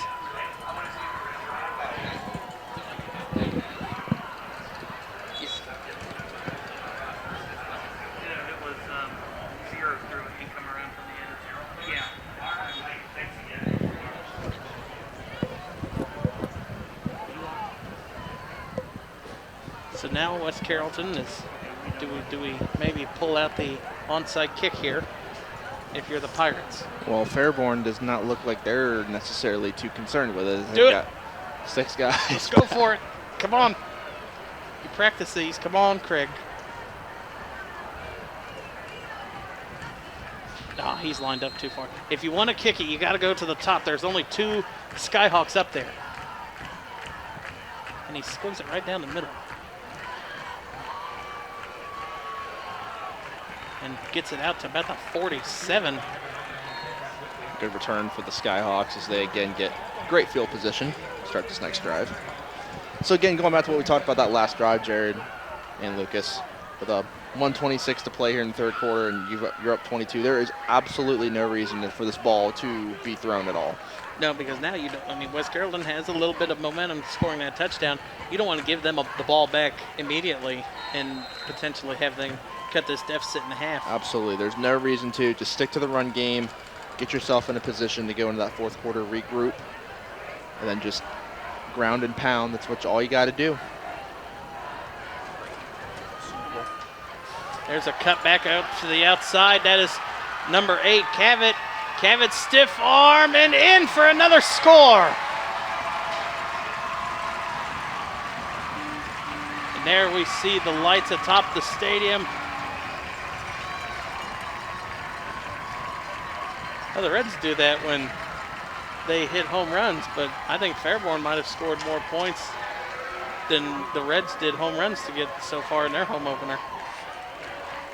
I was going to make a comment that they score more points than the Reds do, period, but... Hey, well, hold on now. Fairborn's they got 34 now. They had 40 the first week. By the end of week 10, we'll see how many points they have. Extra point is up and good. So 35-6 now. The Skyhawks lead here in our MVCC game of the week for week number 3. Brought to you by Frickers and Bumble Roofing. So anywhere else you want to go around the NFL? Obviously the Cincinnati Bengals. I was about to say, let's go to the Bengals, because we talked before we came on air, Tony, and you're a Bengals fan, correct? I'm a Bengals fan. You're a Bengals fan. Who are you picking to win this game? I picked New England to win this game. As a Bengals fan, and here's why. I'll let you have your reason. T. Higgins is doubtful to play, and Jamar Chase is questionable. I think Jamar will end up playing, but missing as much of the early in the year as he did, that's your two best receivers. Mm-hmm. I think in time, Zach Moss and Chase Brown will work out, but I think week 1 it's not going to do it. Burrow's coming off of an injury, so offensively they're not anywhere as close to 100% yet. Mm-hmm. And granted, New England doesn't necessarily have themselves a great situation either, but New England finds ways to win. And Jared Mayo has been in the system being a player and a coach before. I think New England finds a way to win that game. The kickoff is muffed and hit hard at the 10. And there is a flag. There is another flag, as that is going to be a helmet-to-helmet hit and could be in the area of targeting. It looked like he was trying to take a knee on that play. At the end of it, maybe? Either a knee or maybe he slipped again. We have seen a couple slips tonight.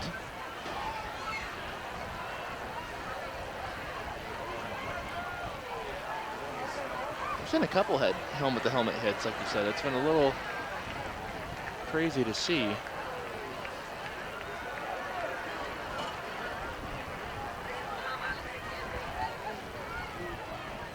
An update on the Bellbrook Valley View game. It's right. now 16-3 Bellbrook in the fourth quarter. Come on, Valley View. I know it's a down year, losing all-state quarterback Caden Henson to graduation, accumulating over 6,000 yards last year. We've talked about Coach Parker being frustrated. Coach Larry Cox is furious on the Fairborn sideline, arguing that. Looks like he's maybe arguing that the West Carrollton player was trying to go down as this guy was trying to make the hit. I don't know, but he was not happy about that call.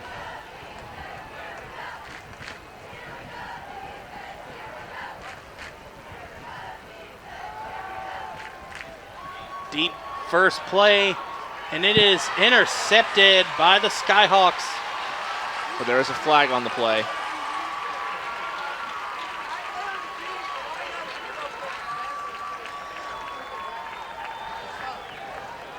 This has been a common theme for the West Carrollton Pirates tonight. It's not so much that they're getting beat, it's that they're beating themselves as well. Yeah.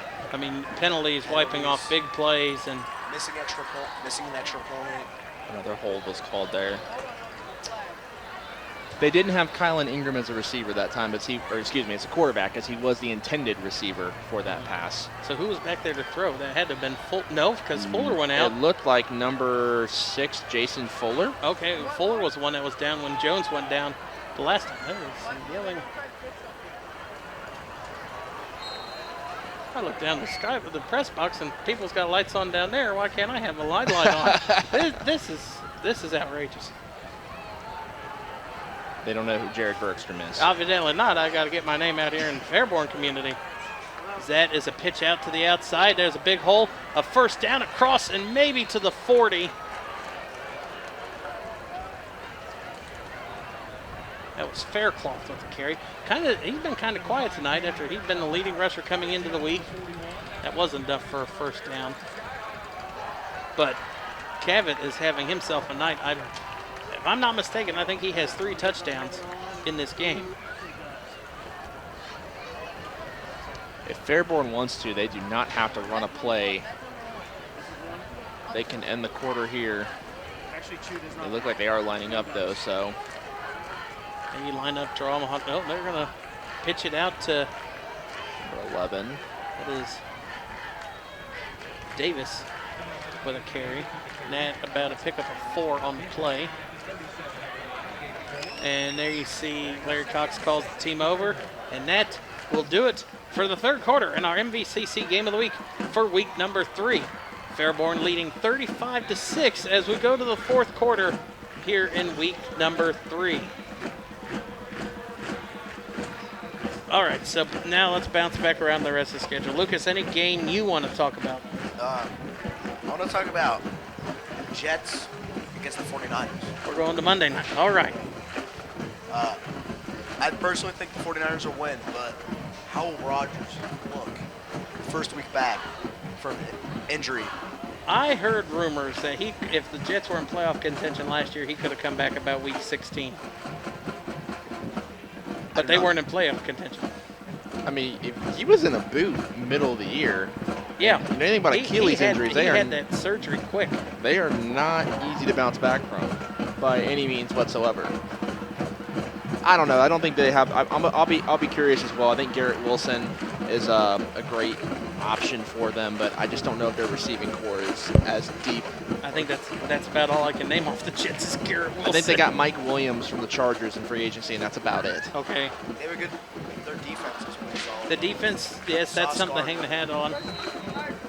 And Brees Hall. Granted, the AFC East may not be as tough this year, obviously with Buffalo losing Stephon Diggs. There's a hole cut back to the outside, and that is Faircloth and a penalty. Another penalty. And this is not a knock on Diggs, but how many games last year would Allen go to Diggs and he just couldn't come up with the ball? So, I mean, yes, losing a star, and people can't see the star is in question mark or quotes, but maybe Diggs moving on to Houston could be something. I mean, you've got now, is it Gabe Davis steps up, and then I think they drafted a decent wide receiver. Gabe Davis is not with the Bills anymore. They're not with the Bills anymore. I believe he went to the Jaguars. Okay, then I don't know who Josh Allen's going to throw it to. They have Cole Kmet. Cole Kmet is with the Bears. He went back to Chicago? Yes. They have Dalton Kincaid. Dalton Kincaid, that's who you're thinking of. But, I mean, he was, the rookie last year, I believe? Or if not, his second year. There's a pitch out to Cavett. Cavett can't break that tackle. But even with that, Buffalo, not the same team. No. Miami to me is is fraudulent. I don't care. Miami is fraudulent. They're very, outside of Tua, Waddle, Tyreek, and then Devin Achane, that's really all they've got. I mean, they got a decent running back duo in Achane and Mostert, but I mean, look how many games they lost last year. They had the lead in the fourth quarter. And then, although I think the Patriots win week 1 against the Bengals, they're not a long-term team this season. I do think you're going to see Drake May starting by the end of the year. You're going to go that long? Before the end of the year, absolutely. There's a hole cut back across the. And I thought I might have saw the face mask get pulled, but maybe not. So I think ultimately it'll be a two-team race between the Jets and the Bills. Bills just, I mean, they have the experience with what's left there. They still have the experience to make the playoffs, but it's going to be an early exit for the Bills in the playoffs, I think, if they get there. Like you said, who's he throwing the ball to? Who's Josh Allen throwing the ball to? I just don't think they got Well, enough. if you got room, pick up Dalton Kincaid on your fantasy team because that might be the lead receiver for the Bills this year. See what the Skyhawks do here on 4th and 1. False start.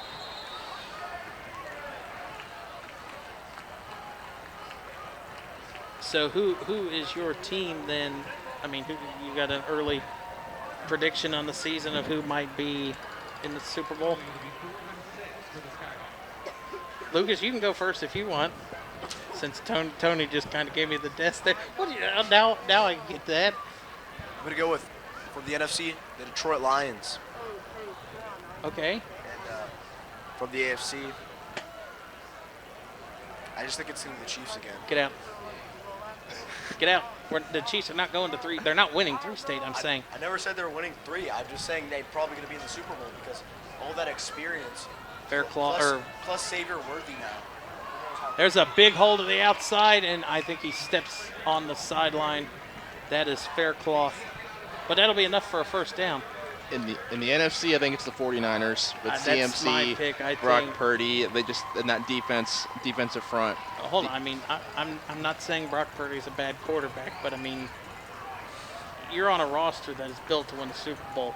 That they've spent a lot of money on the offensive and defensive line and your weapons around you. It's hard to. I don't want to sound, but I feel like anybody could take this team to the Super Bowl. Not DJ Ugalele. Oh, yeah, DJ Ulungalele down in. Did you see he signed a new NIL deal with Waste Management?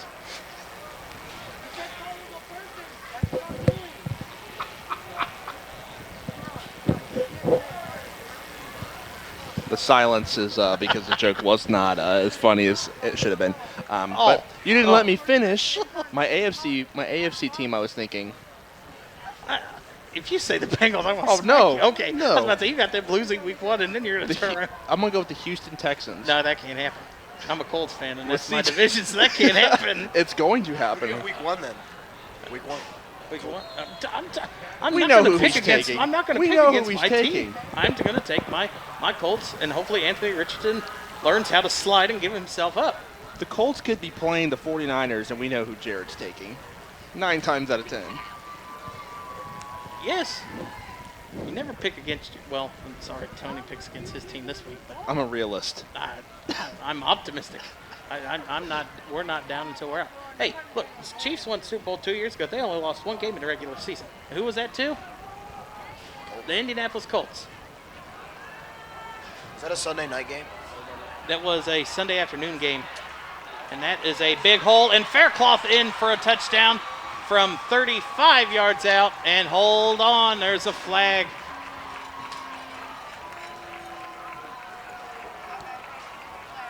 There's just too many flags tonight. Are these the same refs that were in Kansas City last night? Is this?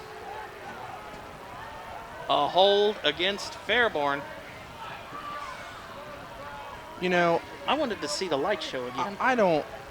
I never like to speak about the referees, and I'm gonna pick my words somewhat carefully here, but They can't hear you. But you know, it just seems like this game, there are times where you see sloppy football, and there has been some sloppy play here today, but it seems like every other play we're getting a penalty call, and at some point it makes you think, are they playing that sloppy, or are we just looking for things to call? I kind of see both. I mean, 35-6 under 8 minutes. You, at some point, just let it go. My father once told me that when it comes to football, especially the holding call, you could call holding on any and every play you want to. There's always Davis, gonna be here's a hold to the outside. Davis at the 20. Davis lowers the shoulder inside the 10, and he'll go out of bounds at about the 8. All right, we're inching closer and closer to getting Another touchdown for Fairborn, and Fairborn really putting icing on the cake on this drive. A, taking time off the clock, but B, moving the ball downfield successfully, even overcoming a couple questionable penalties. I mean, they're in no rush whatsoever, as they shouldn't. Yeah, he was knocked out of bounds, so it's not like you're got to run up there. The clock is stopped, though, which is unfortunate, but... Unfortunate. Lucas, you got another update? We got LaSalle is leading the Firebirds by 9 in the fourth quarter with 8 minutes to go. Fairmont currently has the ball. All right. They intercepted. Hey, LaSalle passed. Tony, any given Friday, it can still happen. You're There's a talking comeback. about two Milton. teams that run the ball. Hey, Fairmont can drop that pass in, and you've done games with us where they've done. Brock Baker can make it happen. I will give. If there's someone that can do it, it's Brock Baker. Now that Fairmont finally has a quarterback that can see over the line. Before Brock, they couldn't see over the line. But It's you're a wrong. big You're wrong line. about that. You're wrong about Valley View. As they trail, or not Valley View. I'm sorry. Milton Union is up 28 to 23. Which That one I'm wrong about that. And Fairborn scores. Faircloth gets his touchdown there, and here comes the lights again for the Skyhawks. All right, 41. Let's see. When was the last time the Reds scored 41 runs in a week, Tony? I can't tell you that because I don't follow baseball.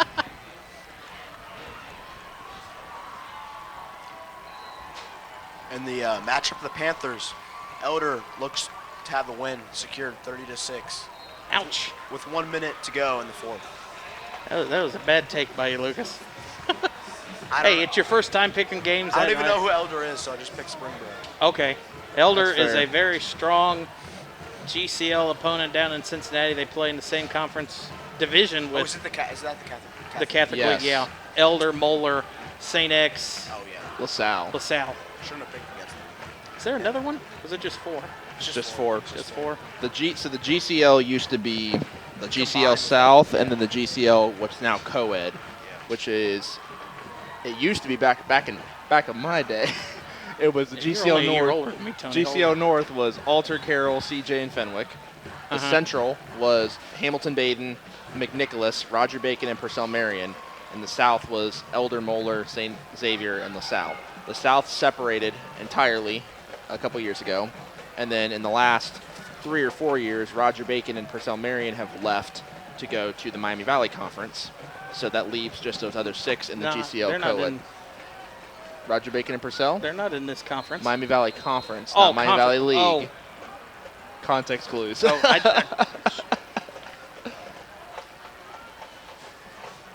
Ball picked up at about the 17 and hit right at the 25.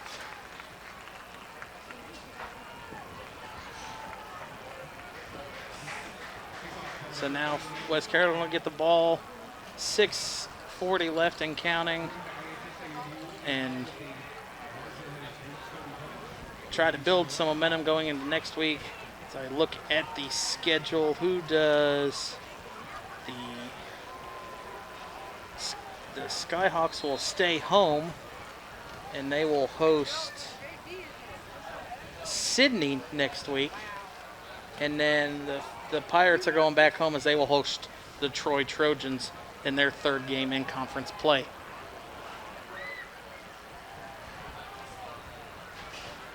So it looks like Fuller back to pass, throws it incomplete, intended to number 5. Is that Benson? Yes. So now, Tony, I brought it up going to halftime last week, but never really brought it up in the second half.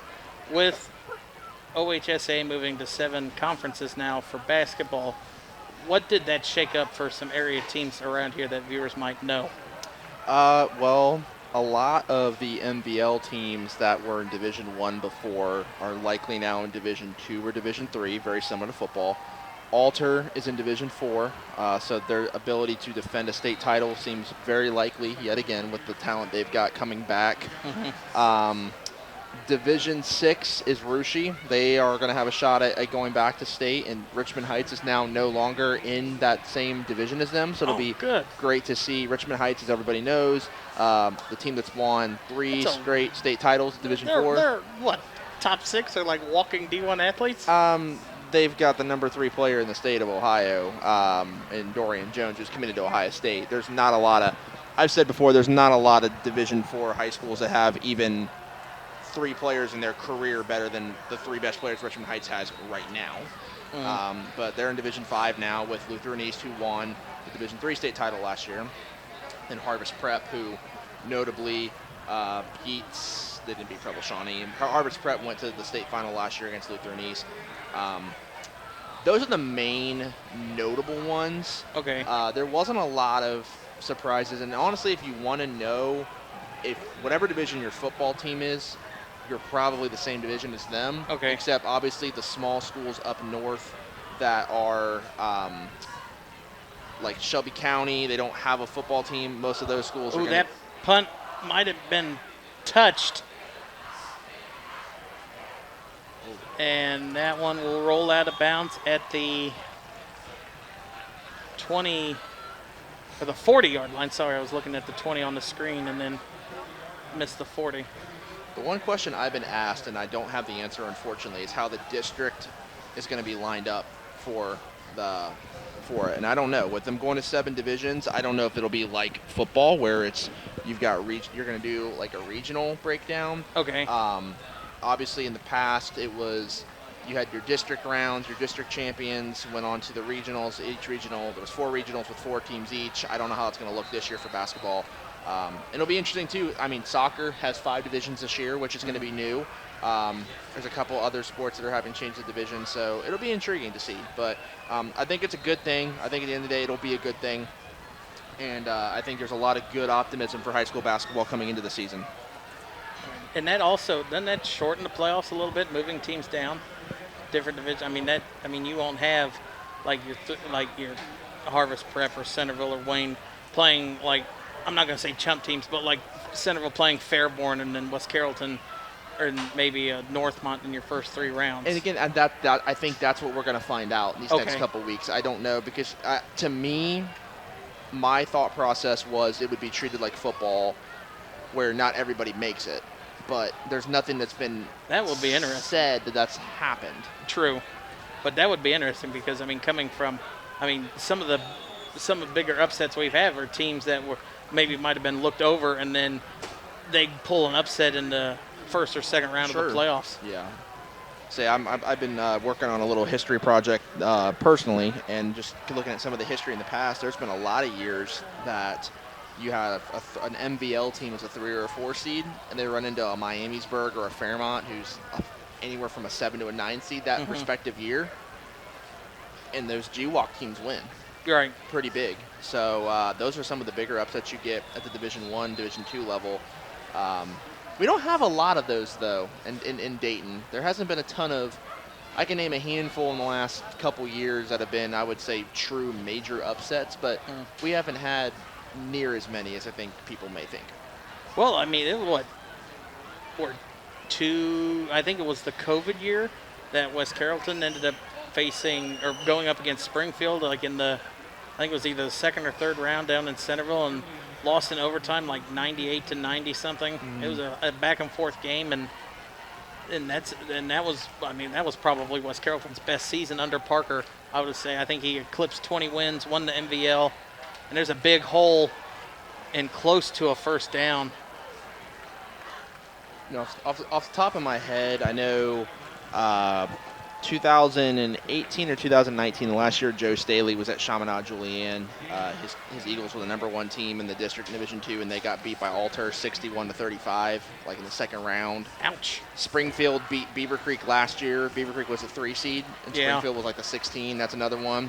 Small school here, but Legacy Christian in 2019 was #1 seed, and they had Mike Sharavjamps, who some listeners may know. He was at the University of Dayton for a year. he was at Legacy Christian his freshman year, and they were the #1 seed. They were beat by the 10 seed Newton out of Pleasant Hill by 3 points. But, you know. And there is a sack, a big sack in the backfield there for the Pirates. But then otherwise, you know, you get a couple here and there, and you're always that's the fun. You made the comment, any given Friday night, any given night you step on the court. I mean, we've seen, what was it, last year or the year before? It's like Alter, I think, was undefeated at the point, or maybe coming in and playing Fairmont, who was like right around 500, and that game went down to the final possession. Alter winning on a buzzer beater by R.J. Greer. But I love football season. I love announcing it, but games and rivalries like that is what I look forward to in basketball season. And I'm sure we will probably have you back on in the booth before football season is over, but I'm always excited to do a basketball preview show with you like we've done in years past. But that one is going to do it here from Alumni Field. Skyhawks win 42-6 in their home and stadium opener over the West Carrollton Pirates. We will be at Roush Stadium next week as the Centerville Elks are going to take on the Fairmont Firebirds in one of our biggest rivalries we cover of the season. I will be joined by Lucas there next week. Tony, I'll get in touch with you when you want to come back on, but that is going to do it for all three of us in the booth. Thank you to the kids from the media class at West Carrollton, and that is going to do it here. Again, Fairborn wins 42-6 over the West Carrollton Pirates in our MVCC Game of the Week for week number 3, brought to you by Frickers and Bumble Roofing.